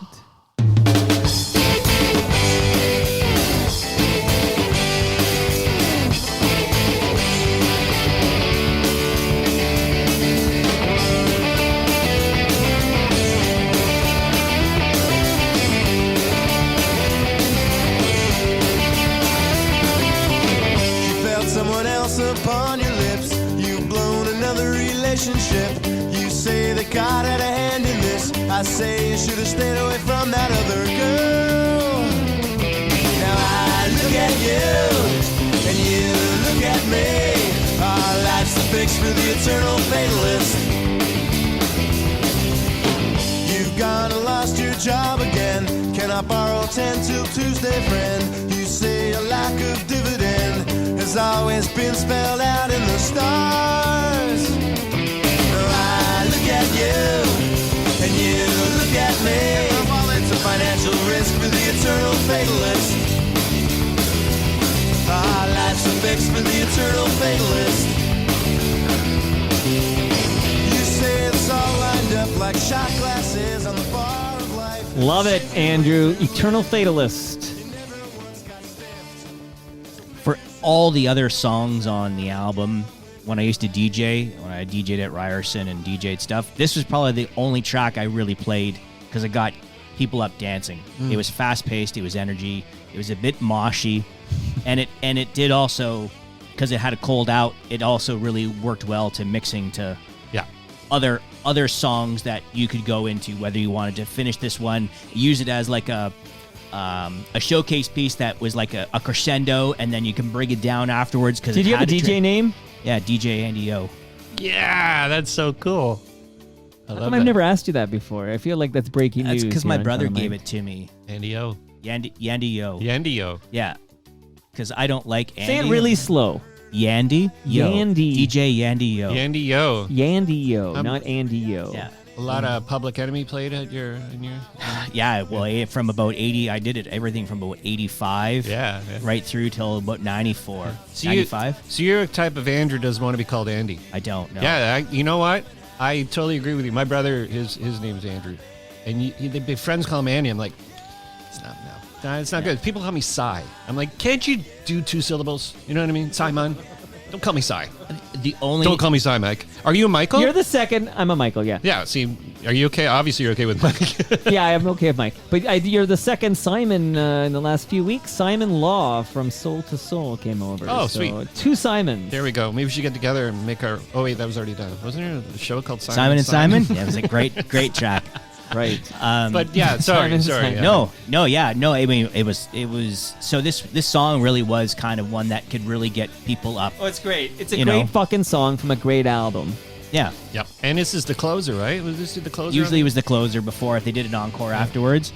But Well- this is on my wedding album. Like I mixed. Isn't Rosie and Gray the closer? Like the last song Rosie you and hear at Gray a is live, because I mean, I'd say like 7 of the last 8 times. I That's saw their the encore logo. closer, That's right? their encore. And they The would final probably- song is Rosie and Gray. They would probably get dragged from everybody's car if they didn't play that. You know what Yeah. I mean? And some places But we they play do, are I pretty do far know, north. like if the guys, I think Lawrence is in charge of the set list because He is, and he's actually. It's funny because they don't do the same set list every night. God no, You know, God, no. and it's challenging. You know what I mean? For them to pull together, and it's fun because it's fun to watch them try to pull a show out of like something that is. We did 3 shows in a row, and it was like every song was just a little bit. Whoa! Here we go. You know what I mean? They got a pretty good catalog now, especially because these recent albums, be it like we talked about a couple of them, Agit Pop. These recent albums are really strong. Like these are not just like throwaway albums or they can tour on it or whatever, or get some free press or whatever. Like there's great songs that sound fantastic alongside the Shakespeare My Bud and the Hallucigenia stuff. This band says every record they make is the best record they've ever made. And they believe it. And I believe them too, because what they do is they take an idea, they just build on it, and they make their songs and their records. And Steve Kane said it kind of brilliantly, saying every record is a little bit different. It's not like, hey, we're going to call this in because people like Shakespeare. Yeah. You know what I mean? We're not going to write a whole record that sounds like that, you know? I would Right. think the band would die if you did that. Yeah.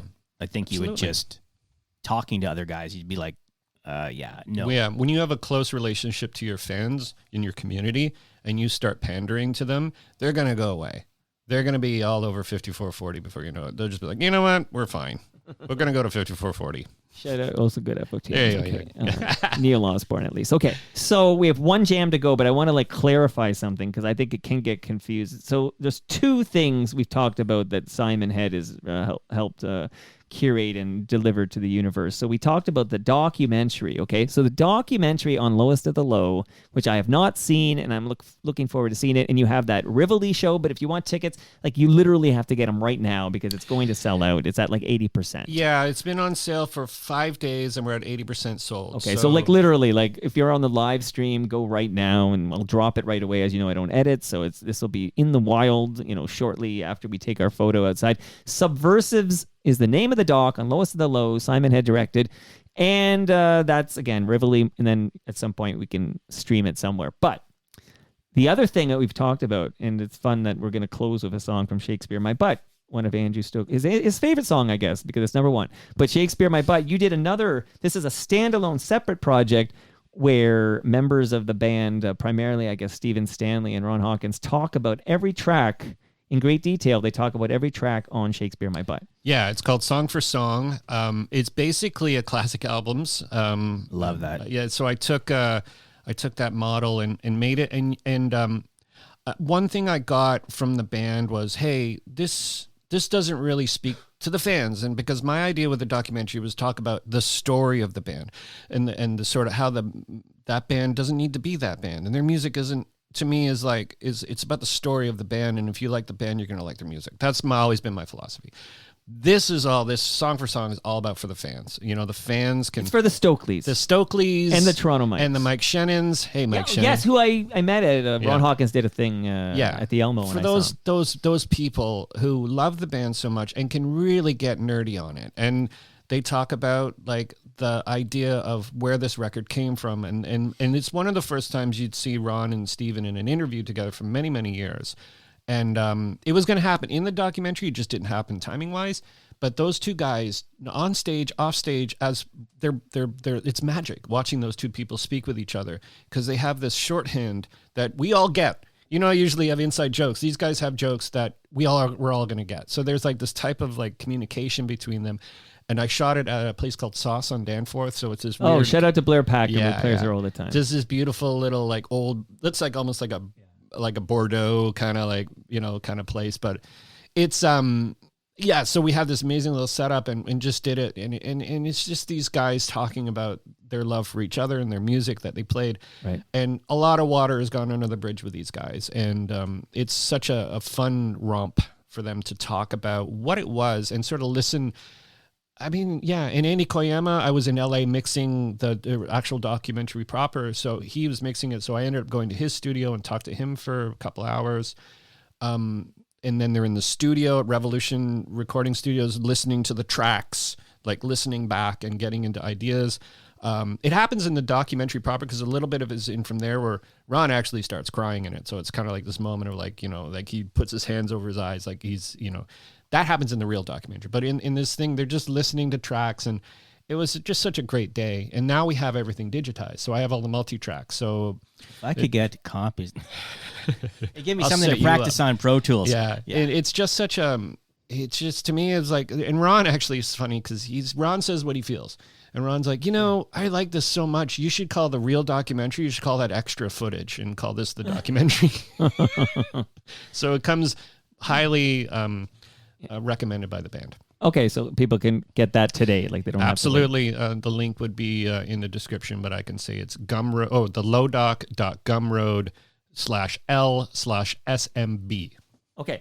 And yes, you're right. It is rare to get like a sit down with like Ron Hawkins and Steven Stanley these days. But I just now need to like just let everybody know that there's a very recent episode of Toronto Mike with Ron Hawkins sitting right there and Steven Stanley right there. Oh, sweet. And they talked and we had a third member join us for that 90-minute chat, and that was Chris Brown. Oh, that was the Browns. Yeah. So three gentlemen there, and it was really cool actually to see how well they get along, Yeah. Steven Stanley and Ron Hawkins, because the legend and, you know, what you hear, and then you see them together, and they are just two good guys who love each other and get along swimmingly. Yeah, and as you age and get older, you start realizing, like, you know, maybe what we thought was bad in the day isn't as bad as it would be today because we're older and wiser. One would think, you know what I mean? Well, it's funny I mentioned Blair Packham real quick. Because I was at Blair's house actually on, what day was that? I think it was Saturday night. I was at Blair's house in East York. But Blair Packham, of course, of the Jitters. But I met I met him many times because he's been over a few times. But when Steven Stanley, he played Pete Fowler's backyard for this event during COVID when we couldn't see live shows, and it was really amazing. But also on that bill, that's when I met Blair Packham, because Blair Packham was, I guess, the closer, and Steven Stanley kind of opened for him in Pete Fowler's backyard, which is small world. Steven was doing a weekly stream as well as Ron. Ron was doing his Tommy Douglas Tuesdays. Sure. Yeah. I have a T-shirt somewhere. I should have wore it. All right, one jam to go. Andrew, you ready for your final jam? Yes, and I don't think people would really get this one. But anyway. But if they've heard you kick out the jams on Toronto Mike, they actually know what's coming. Like the spoiler alert. If you're really up to date on your Andrew Stoakley jam kicking, I'm sure they you know what's were. going. Here we go. Track 2.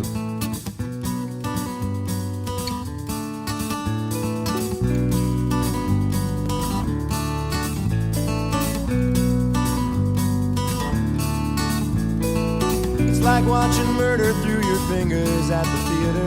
It's like finding out Klaus Barbie was your neighbor, only weirder. And when I saw you on the tube with a 6-foot cop on either side of you, that's when I knew, that's when I knew, that's when I knew all the pain that was shacked up inside of you. Well, so long, Bernie, old a friend I never knew and never will. I never will. She didn't even know your name, but you put a 6-inch blade inside her all the same. She couldn't possibly know why. When you became Dr. Jekyll, you knew you had to hide. Yeah, when you became Dr. Jekyll, you knew you had to hide. Well, now I know, well, now I know. All the pain that was in your mind is still inside your soul. Well, so long, Bernie, old a friend, I'll never know, I'll never know. I'll never know. No, no, no, no, no, no. You're the beast inside us all. The straw that I don't want to fade out this part, but I do want to hear Andrew talk about basically your favorite song from your favorite album. Yes. So Long, Bernie. And You're a violent man, Andrew. Well- This is a violent song. it is, but it's just it's up tempo. It's a second track, but for me, it's a personal issue, and that's only since. So when I went to Rye High, I played drums as a kid, but I really wanted to learn to play guitar, and I realized I suck at picking, and I can't. But I was really good at chords, and I figured out the chord structure for this song, and this is what kind of helped me figure it out. Yeah. And I mean, what it is to say about the song, I mean, I love this track. I've only actually ever seen them perform this once live. Oh, really? Yeah. Yeah. I don't think they played it for a number of years. Did it last year at the Kitchener Blues Festi, whatever that thing was. It was in a tent. It was stinking hot. That's probably, I don't remember it that much. It was super hot. There's actually the story about this guy Bernie. Yeah. They actually get into it in the Song for Song mini doc. They talk a little bit kind of where this came from and sort of and it's got a member. There's a friend of the member of one of the members of Dig Circus. It's based on this one person, and it's not necessarily a murder, but I mean, I don't want to spoil it too much. But they talk about sort of how he came up with that premise of a song and a story. Basically, it's like these are the people among us. Here we are. Yeah. That's sort of the idea. That's kind of what It's like a Henry needs, Henry's just a guy in park. Yeah. It's a great track. It's got a wicked drum part by Dave, and in this version, the anniversary, you can hear John's bass a lot more. On the original, you can't. Like if you still have your old cassette copy, you don't even know that there's a bass in the actual album. There's when they're listening to these takes, and you can take apart the drum kits and you can hear how it was done. It's so simple, especially the guitar recording. Like the recording of the guitars, there's empty tracks in this 24-track recording, and like, why didn't we just fill it up for stuff? And it's like, well, we didn't need it. There's even, and it's just not every note is important.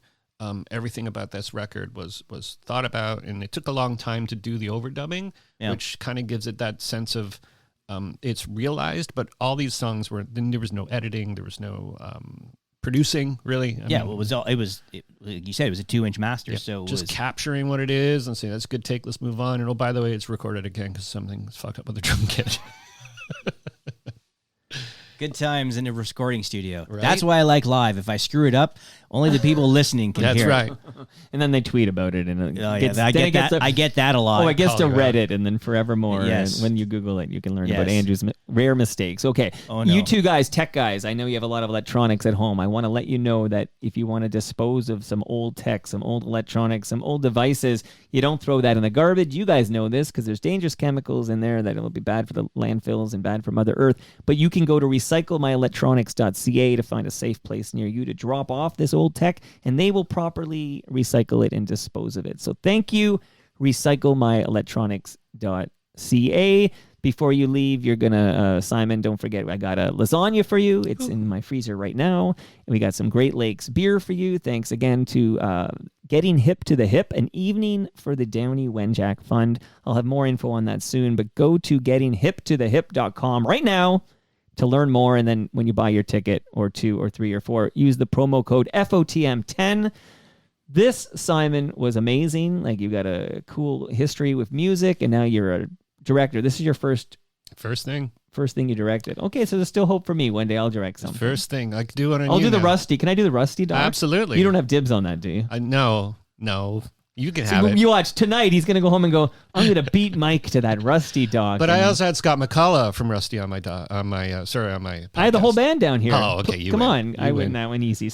And you know what? Someone who knows him referred to him as Scotty Mac, and it confused me for a moment because we've been calling Scott MacArthur Scotty Mac, and of course they're both Scotty Macs. Yeah, it's Scotty Mac, yeah. Yeah, there's multiple Scotty Macs that are FO2s. Look, you've got a great podcast and you're doing a great thing, but you will not defeat me in the, I know. in Listen, the showdown. No, of you got a guests, much okay? better setup down here. Chuck D's been on Toronto Mike. Does Oh Chuck D shit! been on Yeah, your absolutely. program? You've had a lot of awesome people on your show. I'm goofing. Love this. Love that. I want to just say I lied earlier. I said we had one more Shakespeare My Butt song to go, but actually, there's one more here. Hey. Closing with a Shakespeare My Yeah, Butt. I wasn't about to select this track. You couldn't play it twice. I would do that for you if it Yeah, was one I of your know. jams. There you go. But, you're too smart a producer mind to do that. Sure, You're let's thinking go of with that. Do you have any sound effects of beer cans opening? What, do you want one? No. It's almost. Now you're afternoon. You can drink away here. Shout out to I Great quit Lakes drinking Beer. a year and a half ago. Did you? Yeah, I did. So I shouldn't give you this crap My wife. beer? No, it's not like I needed to. I wanted to, but I can give these to my Okay. my family. My son's 20. He can drink now. Yeah, you know what? Oh, my daughter's 18. She was at a bar drinking Great Lakes on Saturday night when I called her. And I'm like, wait a minute. And she doesn't even look old. Like, she looks to me, I look at her and I Love see a the fake 14-year-old. Yeah, mine's she just- 19. He's up north.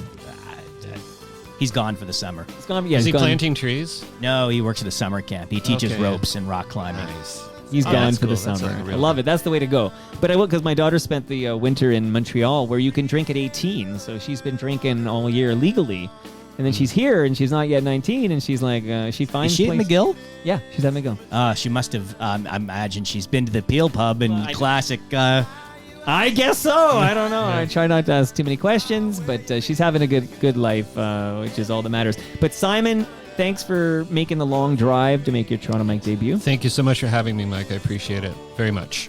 And Andrew, good to get you back on the program. Any excuse to get some Stoakley on Toronto Mike. You were great. It's been a while. It's nice to be back here.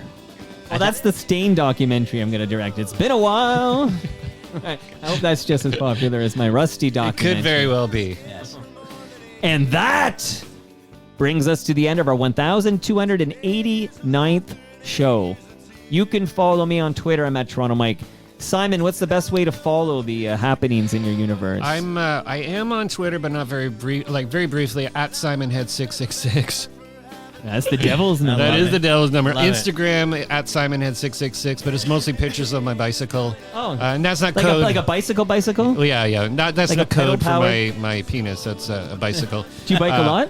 I do. Yeah. So do I. Once or twice a week. Oh, geez. This Yeah. is where I check out now.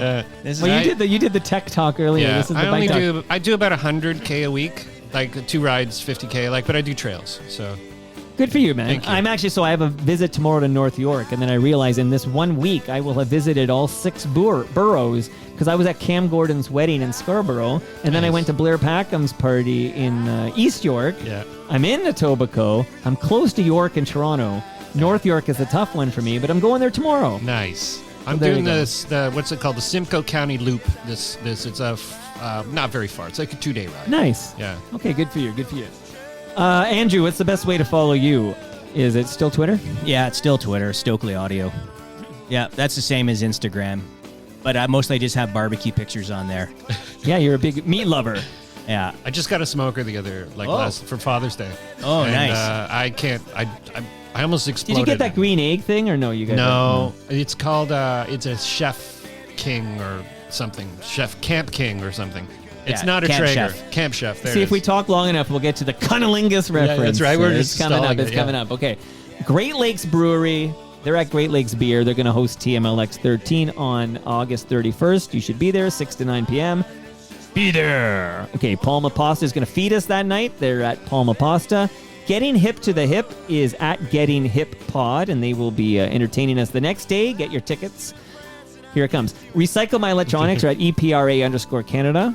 The Moment Lab are at The Moment Lab. And Ridley Funeral Home are at Ridley FH. See you all later this week when Donovan Bennett from Sportsnet drops by to kick out the jams. We'll see if he kicks out any songs from Shakespeare in My Butt. We'll find out later. See you all then.